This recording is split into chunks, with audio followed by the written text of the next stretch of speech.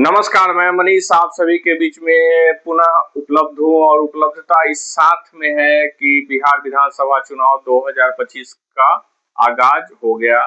कल शाम 4 बजे भारत निर्वाचन आयोग द्वारा घोषित किया गया कि 6-11 नवंबर को बिहार में 2 चरणों में चुनाव होगा और 14 नवंबर को गिनती होगी। वही 2 दिन का एक्स्ट्रा अतिरिक्त समय रखा गया है ताकि कोई भी डिस्टरबेंस हो तो 16 नवंबर तक चुनाव प्रक्रिया पूर्ण कर ली जाए। कल जिलाधिकारी वैशाली ने अपने रूटीन वर्क में चुनाव की प्रक्रियाओं के तहत एक रूटीन वर्क होता है, उस रूटीन वर्क में जिलाधिकारी वैशाली ने पुलिस अधीक्षक के साथ मिलकर एक प्रेस कॉन्फ्रेंस किया। प्रेस कॉन्फ्रेंस में उन्होंने वही सूचना दी कि किस प्रकार से चुनाव की प्रक्रिया पूरी की जाएगी, कितने लोग होंगे, कैसे उनकी टीम है, पुलिस बल कितने हैं। लगभग 8.5 लाख लोग इस चुनाव में इन्वॉल्व हैं वैशाली जिला में चुनाव कराने में। बहुत सारी बातें हैं, आप अखबार की सुर्खियों में भी बहुत बातें पढ़ चुके होंगे, लेकिन मैं जो बात करने आया हूं, मैं चुनाव की बहुत सारी बातों पे आपके साथ चर्चा करूंगा, बहुत सारी चीजों को बताऊंगा, लेकिन मेरा फोकस वहां है कि सत्ता में बैठे हुए लोग सीधे तौर पे चुनाव को प्रभावित कर रहे हैं। लोगों का कहना है कि जिसका भी जब भी सत्ता रहा है वो प्रभावित करता रहा है। तो हम लोकतांत्रिक व्यवस्था और चुनाव व्यवस्थाओं को अगर सत्ता के गलियारों में बैठे हुए लोगों के अधीन ही करना है तो चुनाव प्रक्रिया कराने की जरूरत ही क्या है। खैर, चुनाव हो रहा है, हम सभी लोग चुनाव के महापर्व तथा कथित महापर्व जो कि केंद्रीय नेतृत्व और गृह मंत्रालय के अधीन प्रशासनिक व्यवस्था उनके अनुसार ही बिहार में चुनाव की प्रक्रिया करा रही है। मैं यह आरोप नहीं लगा रहा हूं, मैं आरोप के साथ आपको प्रमाणित करने के लिए एक उदाहरण देकर के प्रथम वीडियो चुनाव पर मैं शुरू कर रहा हूं। तो मैं मनीष आपको बता दूं कि हाजीपुर यानी वैशाली जिला, हाजीपुर मुख्यालय में जिलाधिकारी वैशाली ने सभी बातों को कहने के बाद कहा कि यहाँ की वोटों की गिनती जो कि 8 विधानसभा में है, उसमें से 5 विधानसभा का वोटों का गिनती राजनारायण कॉलेज यानी आरएन कॉलेज में किया जाएगा। वही 3 विधानसभा की गिनती हरिवंशपुर में जो सरकारी भवन है वहां पे किया जाएगा। उन्होंने यह बताया कि यह जो भीड़ भाड़, जो संख्या बहुत ज्यादा हो जाती है जिसके कारण परेशानी होती है, इसके कारण हम 3 विधानसभाओं को अलग कर रहे हैं।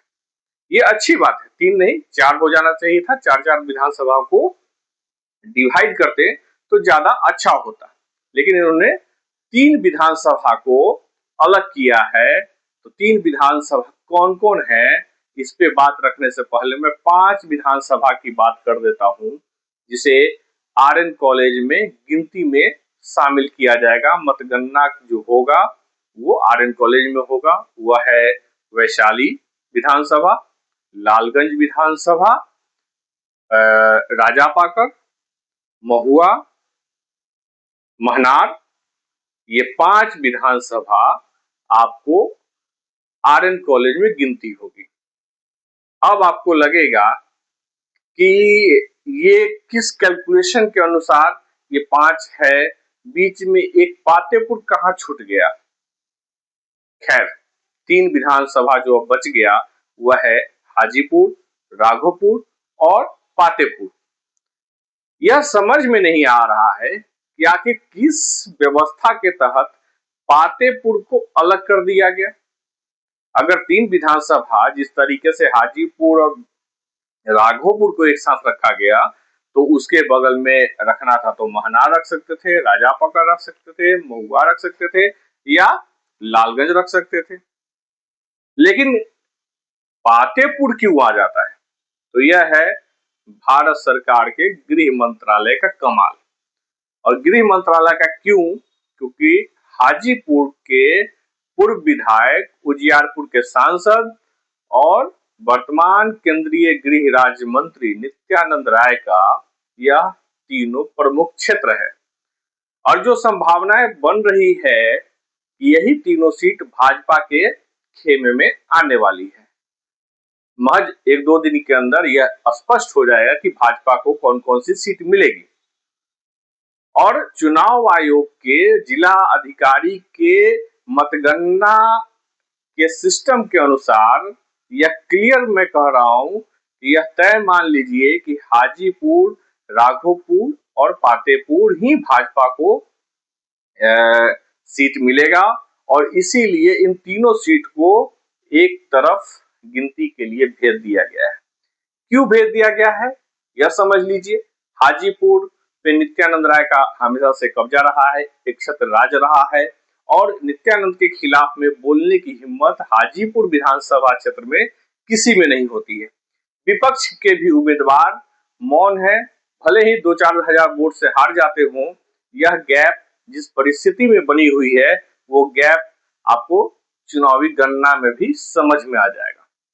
साथ ही साथ राघोपुर, जिसके बारे में मैंने सबसे प्रथम समय पूरे हिंदुस्तान के सभी अखबार, न्यूज चैनलों से पहले मैंने लगभग 3 महीने पहले अपने न्यूज पोर्टल आहान न्यूज पर मैंने दे दिया था कि नित्यानंद राय को राघोपुर से लोकसभा की जगह अब विधानसभा में आना होगा और राघोपुर विधानसभा से तेजस्वी के खिलाफ चुनाव लड़ना होगा।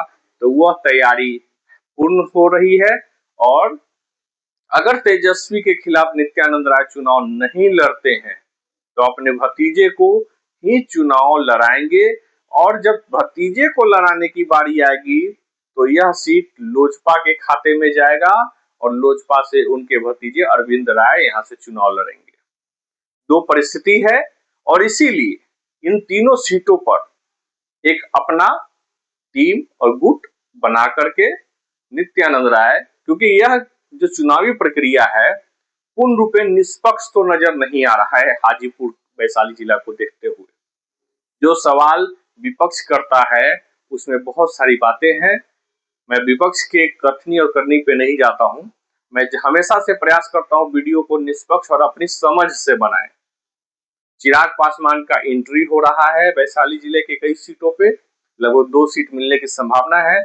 और चिराग को अगर 2 सीट मिलता है और भाजपा 1 सीट अगर राघोपुर नहीं लेती है और नित्यानंद राय नहीं लड़ते हैं वहां से, तो राघोपुर से लोजपा रामविलास को टिकट मिलेगा और उसमें अरविंद राय नित्यानंद राय के भतीजा, यानी परिवारवाद का एक दूसरा पहलू वहां पे घुसेंगे और दिखेगा भी आपको। चुनाव उसी तरीके से लड़ा जाएगा। जिला प्रशासन, जिलाधिकारी ने भी अपने चुनावी तैयारी में नित्यानंद के प्रभाव क्षेत्र में, क्योंकि पातेपुर उजियारपुर का एक हिस्सा है, एक विधानसभा है, तो उसे यानी 3 महत्वपूर्ण सीट चाचा भतीजे में से जो भी लड़ ले, इसके लिए राघोपुर में तेजस्वी को हराने की प्रक्रिया के तहत यह तय कर लिया गया है। प्रशासनिक तैयारी भी लग रही है कि हाजीपुर भी जीतना है, राघोपुर भी जीतना है और पातेपुर भी जीतना है। उसके लिए जनता वोट दे न दे या किसी न किसी प्रकार से चुनावी प्रक्रिया को प्रभावित करके राघोपुर, पातेपुर और हाजीपुर को गिनती में भी, मतगणना में भी अलग कर लिया गया है। यह स्पष्ट दिखाई दे रहा है।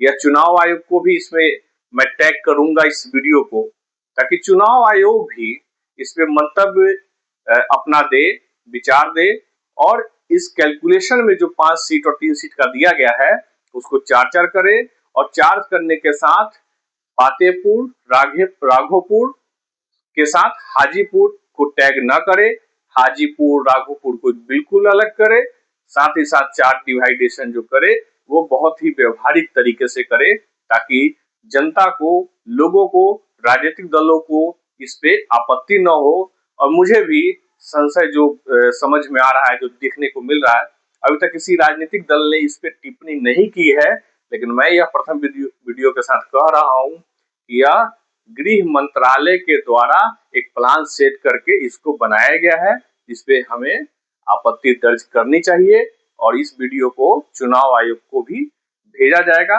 ताकि चुनाव आयोग इस पे अपना एक्शन ले और जो गिनती की प्रक्रिया है उसमें कहीं न कहीं बदलाव करे, ताकि लोगों को बीच ये अवधारणा गलत न जाए कि इसमें गृह मंत्रालय के मिलीभगत से चुनाव आयोग, जिलाधिकारी वैशाली, ये सभी मिलीभगत करके किसी एक व्यक्ति को लाभ पहुंचाने के लिए इस तरीके से मतगणना की प्रक्रिया पूरी करेंगे। तो आज के वीडियो के लिए अभी तक मैं इस वीडियो के साथ फिर आगे भी बात करूंगा, चुनाव के विभिन्न प्रक्रियाओं पे बात करूंगा, लेकिन पहला मेरा जो ध्यान जिस महत्वपूर्ण विषय पे गया, मैं उसी पे आप सभी के साथ अपनी बात को रखा, साझा किया। और यह एक बहुत ही महत्वपूर्ण विषय है। मतगणना में सबसे ज्यादा खेल होता है, मतगणना स्पष्ट हो, मतदान के डालने से ज्यादा मतगणना पे हमेशा सवाल उठते रहे हैं। और यह बात आज की नहीं है कि विपक्ष सवाल कर रहा है। जब भाजपा भी विपक्ष में थी तो इस तरीके के जो शोर शराबा, हंगामा, आरोप लगाना उस समय भी चलता था। ऐसा नहीं है कि ये आज की बात है, पहले ये लगाते थे, अब इनके ऊपर ये लग रहा है। लेकिन आज की जो प्रक्रिया है, प्रक्रिया पे संदेह मुझे हुआ, इसलिए मैंने इस पे वीडियो आप तक पहुंचाया, अपनी बात रखी। बहुत बहुत धन्यवाद। अगली वीडियो के साथ मैं आऊंगा और चुनाव के अहम पहलुओं पे मैं कुछ तरीका अलग ही रखता हूं, अपना अलग पहलुओं पे आपके साथ चर्चा करूंगा, जागरूक करूंगा आप सभी को। और मतदान आप जरूर करिए, इस विषय को लेकर हम आगे भी कार्यक्रम करते रहेंगे। बहुत बहुत धन्यवाद और आपका शुक्रिया।